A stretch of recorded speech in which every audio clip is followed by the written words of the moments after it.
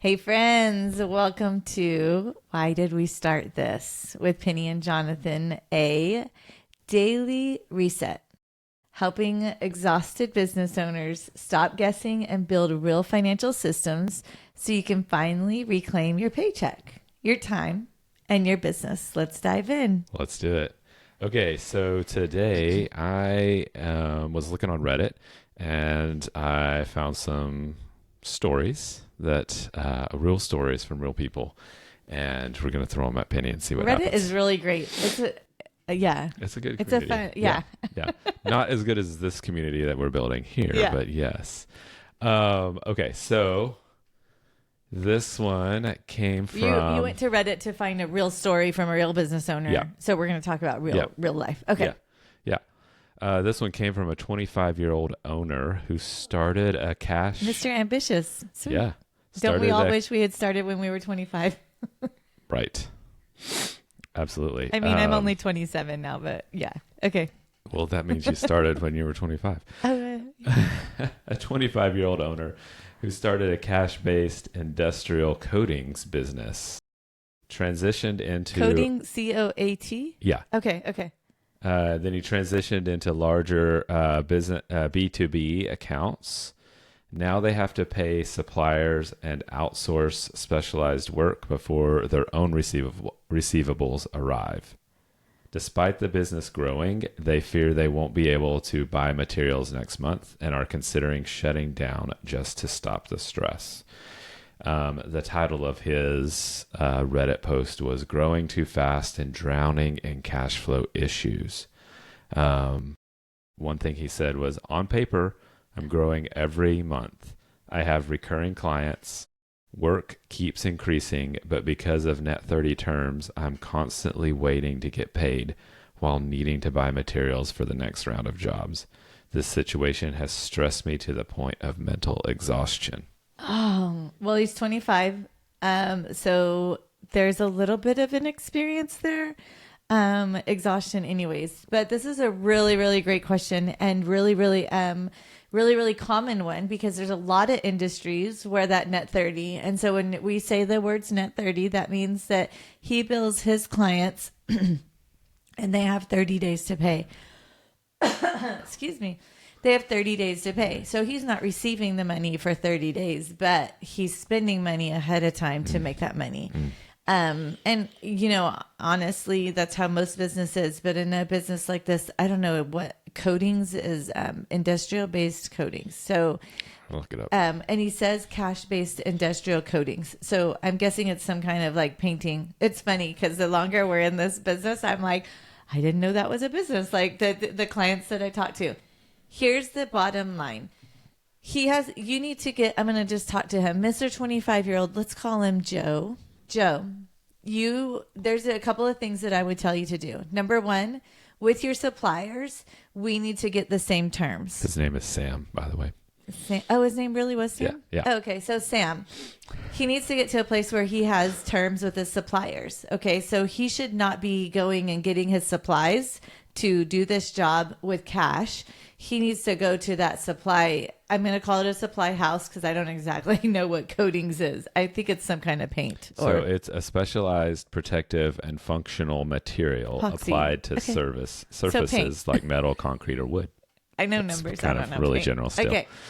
Okay. So the first thing is we have to set up terms with the supply house so that he's getting the same net 30 terms or even better 60 so that he's paying for last month's supplies whenever this month's receivables comes in. Okay. The second, and this just seems really like common sense, but he needs enough cash to get ahead. And so this might come in packaged as a startup loan or as a line of credit. In this case, I'm not sure that I would really do a line of credit, but like just a startup loan. Like, do we need to go and get $100,000, stick in this business, and start ahead? And then make sure that we're staying ahead of that. So now we have $100,000. We can go buy those same materials. Then we're 30 days out and we can get that. Okay. The here's the very, very most important thing. And this is what I heard Sam say. We're profitable on paper, but we still have cash flow issues. What I would ask is, what paper is that that you're looking at? Okay. So a lot of people use those terms as business owners, and they don't actually know if they're profitable. So if you have a cash flow issue, you might be profitable, and still just have a timing issue, but it might not be that you're profitable. You're not profitable, and your cash is just telling you the story. Okay. Yeah. So that's the other thing I would tell Sam, is that we need to get a couple of things that we need to make sure that those papers are correct. So when Sam, especially in that kind of a business where there's cash coming and cash going, we got to make sure that that profit and loss statement is absolutely correct and it is absolutely on time. Sam needs to be able to look at that profit and loss statement on a weekly basis and know that he knows that it's correct. And Sam needs to look at that profit and loss statement two different ways. Sam, if you're listening, I'm sure you are, you need an accrual basis profit and loss statement that tells you what we're accruing and what we're selling, not necessarily what cash is coming in, but what we're accruing and what we're selling. So did we sell this month enough to pay these expenses, and vice versa, and how much we owe? It gives you the actual picture of a 30-day window or a 7-day window or a 3-month window. Whatever you're looking at gives you the actual picture of how your business is doing.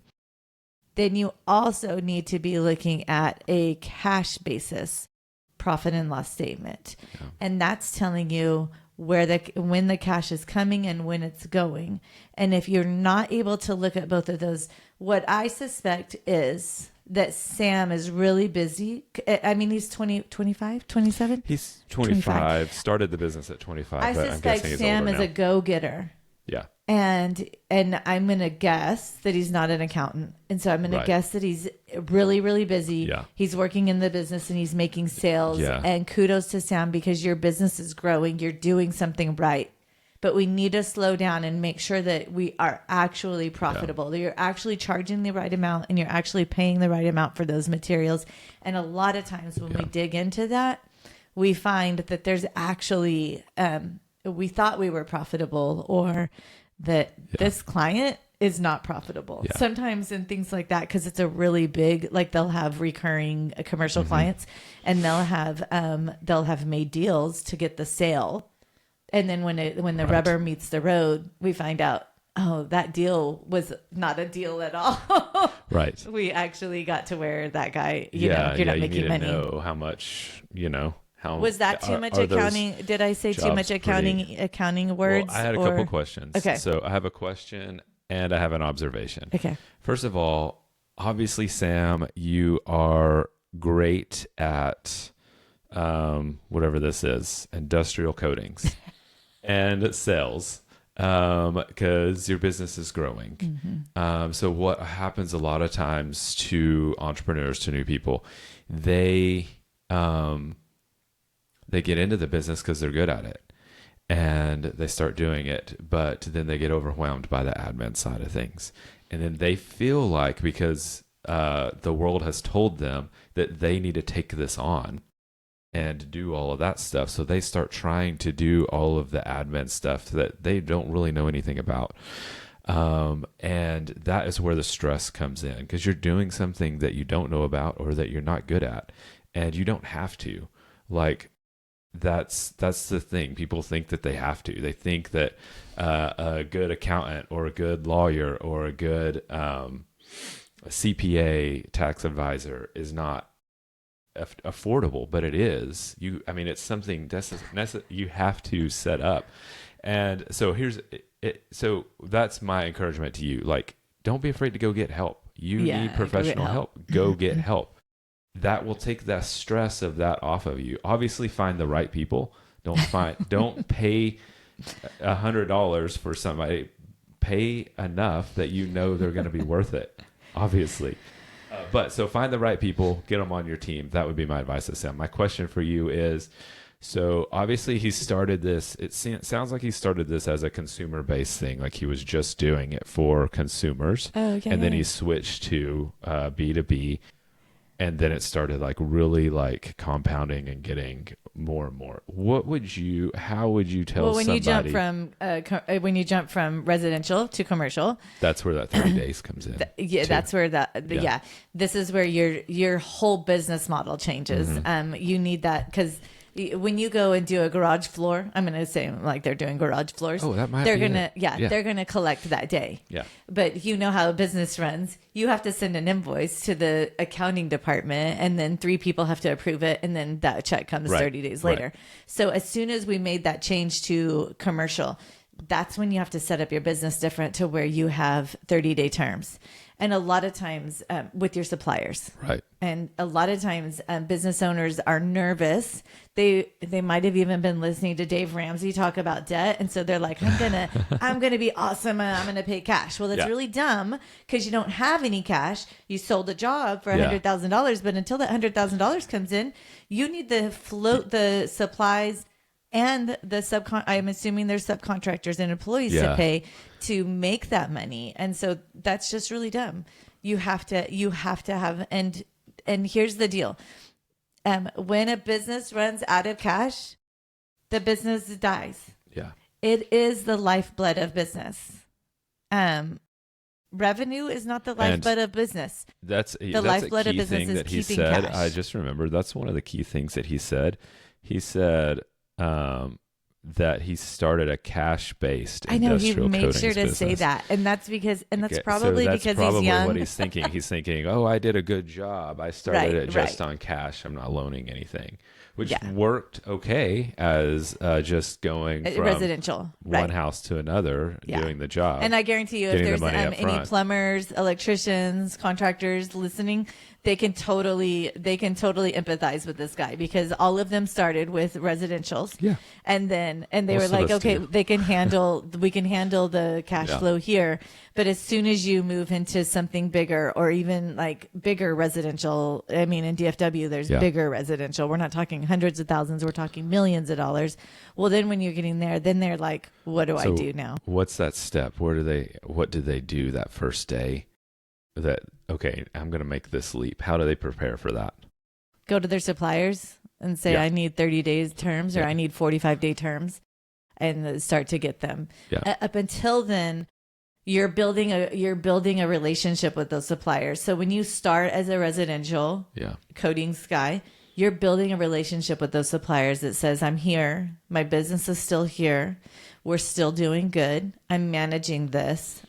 You know what I'm saying? You don't just walk in there as Billy Bob that just opened a business yesterday and say, I want 30-day terms. Yeah. A lot of times that doesn't happen. But when you can go in and you can say, we've been doing business with you for 2 years. We've paid on time every single month. We're moving from residential to commercial, and I want you to give me 30-day terms. They will do it. I started working, I worked with a business at one point that it was a restaurant, and a lot of people that get into restaurant business don't know this, but the suppliers like Cisco, Benny Keith, those suppliers, they don't just come to you and say, hey, on day one, hey, we want to give you terms. You start to have to pay cash whenever you first do it. And so it was just really interesting because we were able to move them from paying cash, like as soon as the delivery came, to having 30-day terms. And it really changed the cash flow of that place. Like we were able to turn it around in just a couple of weeks because we needed an influx of cash. They weren't profitable. They weren't looking at clean P&Ls. And once I came in and I was able to get them clean P&Ls, we were able to adjust pricing. We were able to reduce waste in the kitchen. We were able to work on making sure recipes were there. And then as soon as we got them terms, that infused enough cash into the business for 30 days that then we were able to recover. And then we were working on a profitable basis. So it was like a 30 days that everything changed. Yeah. And it's hit the ground running. Yeah. We're going to change the cash flow of this place. That's the thing. Like a lot of people, they say, I feel like a lot of times we want to be like, somebody asks us, why did you get into this business? And you're like, oh, I did it because I want to help people. You know, we always say the righteous thing. I Ah, did it because I want to serve people. And it's true. Like we do, because these are our gifts and I'm not that holy. we do want to help people. Yeah. But the bottom line is we got in it to make some money Yeah. and to survive in this world, to, you know, to live and to survive and to use your talents to make you some money. Yeah. But we don't manage that money or look at it or make sure, like the restaurant business that you're talking about, you have to look at, is this really profitable? Should we be saving? And that we spend so little time on that side of it when that's what we're here for. We're here for the money. Yeah.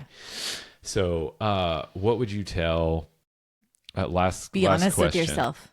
Yeah. You're not in business because you just love everybody. That's good. I know you love everybody, but be honest with yourself. There comes a Yeah. place where you have to be like, are we making money? Is this working? Yeah. If it's not, let's pivot today, not Yeah. one more day. Yeah. Yeah. Yeah. What would you tell Sam now that he's in this situation? What's his step today? Like, what should he do today, this week? Go talk to suppliers, get terms with your suppliers. Yeah. And if that's not an option, then go to the bank and get a line of credit.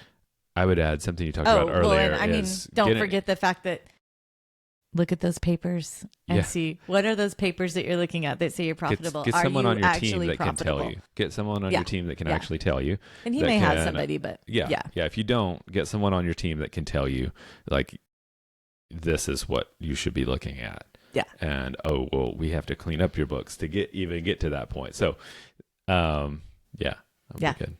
Yeah. Awesome. Yep. Well, it was great, and we're at We're done. we're done. So Just little bite-sized moments in the morning that's with what we're Penny here. and Jonathan. Yep. we're here for just keeping our focus on what's important. A daily reset. Tomorrow's gonna be fun. We're gonna have fun. So today we did like a It's long, the Wheel like, of Wonder. Yeah, it's not the Wheel of Wonder. The Wheel of Absolute Wisdom. So today we did some, a long post about a real story, long answer. Tomorrow will be quick. It'll be we're gonna spin a wheel, and it'll be some hot topics on there and some myths maybe. And Penny's going to tell us, or I'm going to tell us, depending on what the question is, if they're true or false, and why in 5 minutes. So. Hopefully we get a couple of those in, but it'll be fun. We're going to spin a wheel. It's going to be fun. Okay. We want to build a community of faith-driven entrepreneurs. So join us live every day or reach out if you can't join us live. We'd love to hear about your one thing and prayer requests this week. DM Penny on Facebook, LinkedIn, or Instagram, and we'll read it, pray with you, and if you allow us, share DM it me on the because podcast. Jonathan's not on there. Right. He has one, but DM Penny. And that's the socials that we're going to leave in the description. So Friday, we want to share wins. So remember to keep track of that. Join us tomorrow as we tackle the wheel, as we go through the wheel. It's going to be fun. Remember to subscribe to this podcast. That helps us out. Subscribe, like, share, all of those things. So thank you guys for joining us. We'll see you next time. Bye, y'all.